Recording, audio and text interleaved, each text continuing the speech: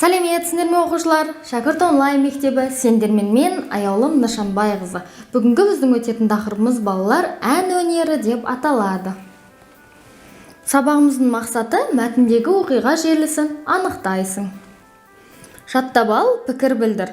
Құлақтан кіріп бойдалар, жақсы әнмен тәтті күй, көңілге түрлі ой салар, әнді сүйсең менше сүй деп Хакім Абай атамыз айтқандай. Әнді жақсы көрсек, құлағымыздан кіріп бойдалар деген, біз әнді тыңдасақ бір жақсы сезімде боламыз ғой, иә балалар? Міне сол туралы айтып отыр. Мәтінді тыңда, аққұс туралы аңыз. Шәмшінің шырқап салатын әдемі даусы болмаса да, әннің табиғатын түсініп, оны тыңдаушысына жеткізе білетін әсем үні бар еді. Оның даусы кейде қырылдай шығып биіктей алмаса да, тыңдар құлақты еріксіз елітіп, қай жүректі болмасын баурап әкететін. Саған қай қасиет бұрындарыды ән салу ма, әлде ән шығару ма деп сұрағанымда, Шәмші сәл ойланып. Бетховен таскерең болса да, ғажап музыка жазған.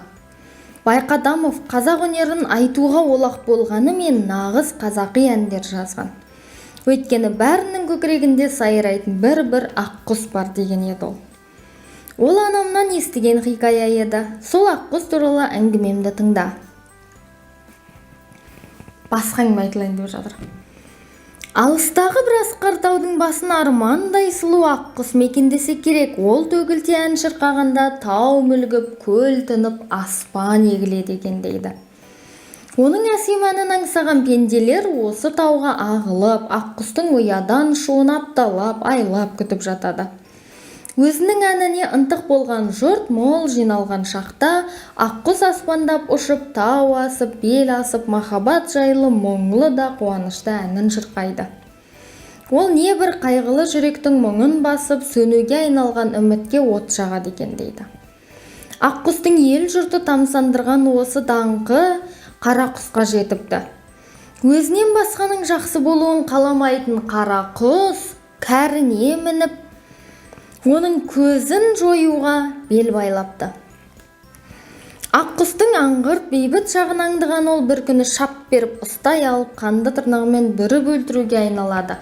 Бүріп өлтіруге айналады деген өлтірейін деп қалған екен, е?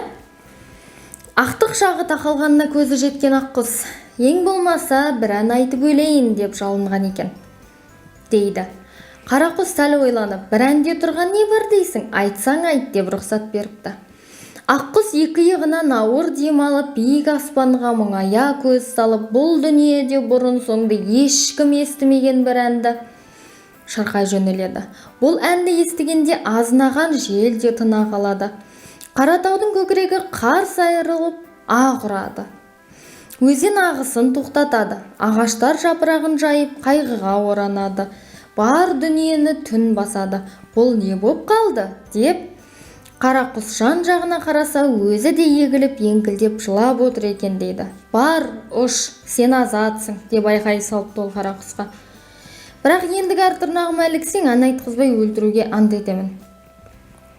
Әннің құдіреті міне осында дейтін Шәмші сөзін аяқтап, сәл күрсініп Оразбек Бодықов. Әңгіме ұнады ма балалар? Өте қуаныштымын. Аққұс ән шырқаған кезде тау мүлгіп, адамдар елігіп, кәдімгідей ұмытып кетеді екен. Сонымен Қарақұстың өзі егіліп жылап отыр екен. Сонымен Қарақұс не істеген? Босатқан екен, иә? Әннің құдіреті осында екен. Тау мүлгіп, тау ұйқыға кетіп, көл тынып, көл тып-тыныш күйге түсіп, аспан егіледі, аспан жылағандай күйге түседі. Мәтіндегі негіз бойды анықта. Оқиғаның басталуы. Оқиғаның басталуы не болады? Шәмшінің әңгімесі, я? Ең бірінші Шәмшінің әңгімесі.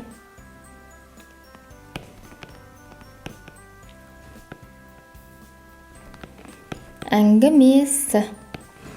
Жалғасуы не болады? Аққұс ән салып бастайды, я? Одан кейін Қарақұс ұстап алады.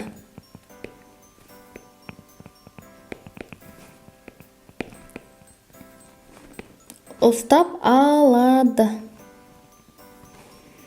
Аяқталуы не болады? Аяқталуында қарақұс жібере салады. Балалар, біз жалпылай алдық, бұны тағы да екінші түрге бөлуге болады. Мысалы, қалай болады? Жаңағы аққұс әңгімесін айтуға болады. Бірінші аққұстың ән айтуы, жалғасуы қарақұстың ұстап алуы, аяқталуы қарақұстың жібере салуы деп. Мәтіндегі өнер адамдары туралы берілген мәліметтерді түсініп оқы. Людвиг ван Бетховен, немістің ұлы композиторы әрі дирижері. Бақытжан Байқадамов, композитор әрі дирижер. Қазақ мемлекеттік хор капелласы Бақытжан Байқадамовтың есімімен аталады. Шәмші Қалдаяқов, қазақтың халық композиторы.